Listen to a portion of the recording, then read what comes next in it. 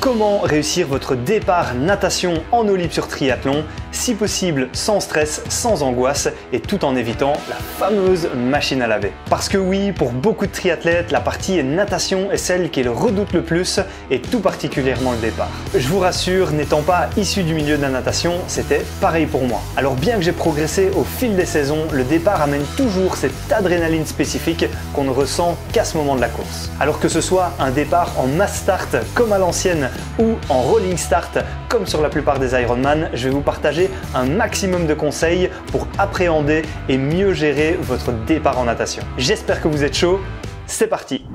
Peu importe la distance du triathlon sprint à l'Ironman, vous allez pratiquement toujours retrouver deux configurations de départ. Le mass start qui ressemble à ça.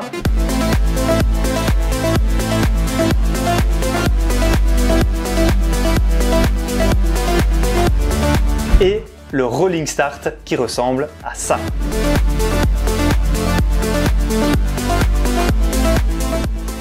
Et je vais commencer par vous parler du départ en mass start. Le mass start, c'est le départ où tout le monde part en même temps, soit en démarrant directement dans l'eau, soit depuis la plage ou le bord du lac. C'est clairement ce départ qui est le plus stressant car des dizaines, des centaines, voire même parfois des milliers de triathlètes démarrent ou se jettent à l'eau au même moment. C'est aussi le plus compliqué à gérer car vous serez souvent gêné par les autres athlètes et donc il vous faudra plus de temps avant de trouver votre propre rythme de nage. Alors pour gérer au mieux ce genre de départ, il est d'abord crucial d'estimer votre niveau en natation et pour ça, on va prendre deux cas de figure. Le premier concerne les nageurs plus débutants ou moins rapides. Si vous n'êtes pas des plus à l'aise en natation ou que le départ en mass start vous fait peur, eh bien je vous conseille fortement de vous placer à l'arrière ou sur les côtés pour éviter de vous retrouver au milieu de la masse. Une fois le départ donné, vous risquez d'être perturbé par la quantité de nageurs qu'il y a autour de vous, donc vous aurez du mal à trouver votre rythme, c'est tout à fait normal. Alors attendez quelques secondes que les athlètes devant vous s'écartent pour démarrer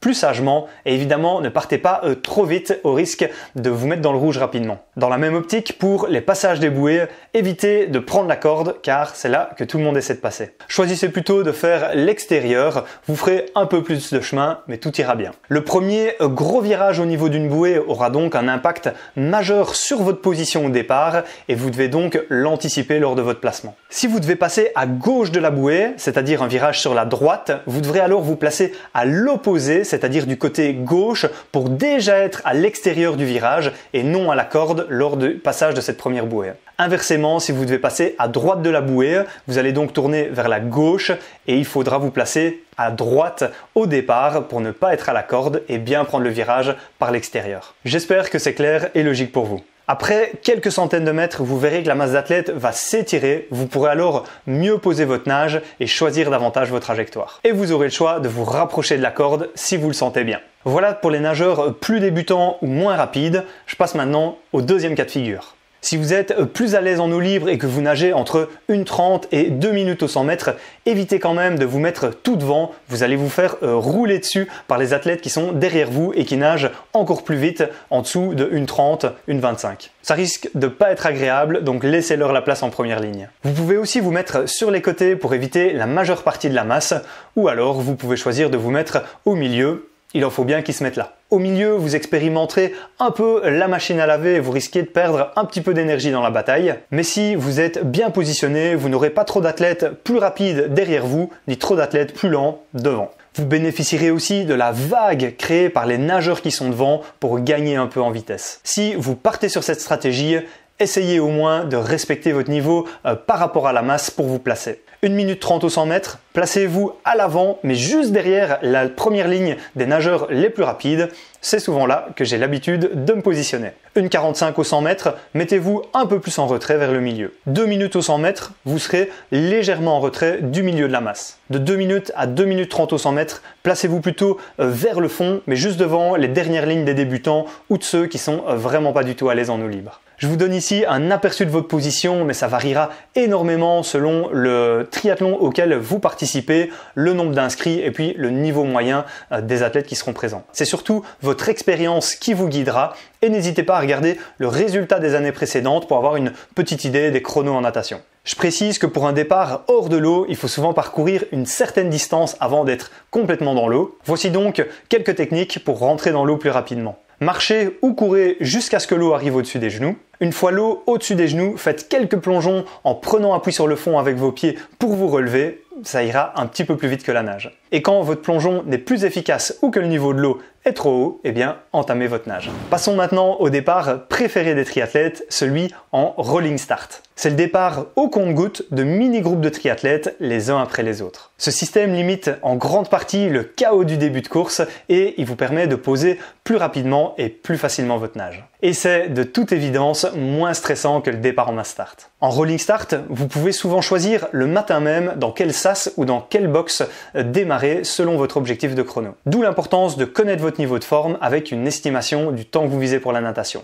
Une mauvaise estimation aura deux désavantages. Si vous vous surestimez, vous risquez de partir trop vite au rythme de ceux qui vous entourent. Vous serez vite essoufflé et puis vous allez vous faire dépasser par les athlètes qui arrivent derrière vous. Le deuxième désavantage, c'est moins grave, mais si vous vous sous-estimez, vous allez rattraper les nageurs qui sont devant et vous allez devoir les dépasser. Ça risque de vous gêner un petit peu et de vous faire perdre du temps. Néanmoins, si vous souhaitez miser sur la sécurité, mettez votre ego de côté et acceptez de perdre quelques minutes ici. L'avantage, c'est que vous remonterez des athlètes progressivement sans dépenser d'énergie à batailler à l'avant. Ça peut être une bonne approche stratégique pour sortir frais de l'eau. Dites-moi d'ailleurs dans les commentaires le type de départ que vous préférez ou les mésaventures que vous avez déjà rencontrées en natation. Pour finir, j'aimerais vous laisser avec quelques précieux conseils pour votre prochain triathlon, peu importe la distance ou le type de départ. Informez-vous. C'est la base, renseignez-vous sur le type de départ de votre triathlon afin de ne pas vous faire surprendre. La lecture du guide d'athlète et le visionnage d'une vidéo de l'année précédente peut vous aider à visualiser le départ en natation. Échauffez-vous. C'est important, échauffez-vous un minimum 10 à 30 minutes avant le départ. Sur courte distance, ça aura plus d'importance car l'intensité au départ sera plus élevée. Mais même sur longue distance, ça fait du bien et vous subirez moins votre début de course. Comment s'échauffer? C'est rare, mais si c'est accessible, ça peut se faire dans l'eau, nager calmement pendant quelques minutes avec des accélérations de 10 à 15 mètres en prenant un petit peu de repos entre chaque. Vous pouvez également réaliser un petit footing de 10-15 minutes, mais je vous le déconseille parce que s'il fait chaud ou si vous transpirez vite, eh bien bonjour la galère pour enfiler la combi et puis vous risquez déjà de surchauffer avant le départ. Dans tous les cas, faites quelques mouvements de bras à sec pour vous échauffer les épaules, les coudes et les mains avant le départ. Et je vous conseille vivement de les réaliser avec un élastique.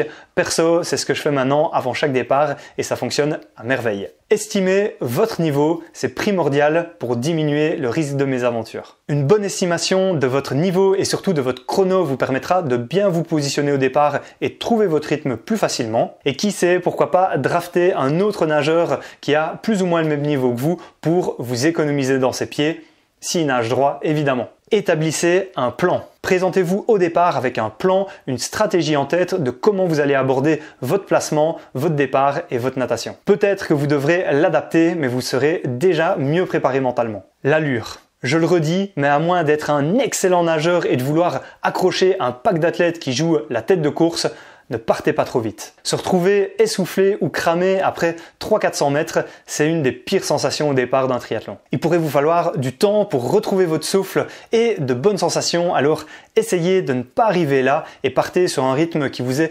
confortable et essayez d'accélérer ensuite. L'orientation. Nager droit est de loin ce qui vous fera gagner le plus de temps. Or, avec l'adrénaline du départ et la peur de prendre des coups, vous aurez vite fait d'oublier votre orientation. Alors forcez-vous à regarder directement et régulièrement devant vous, quitte à faire 2-3 mouvements de brasse si vous n'êtes pas à l'aise avec la technique du regard devant incorporée dans la nage en crawl. Entraînez-vous.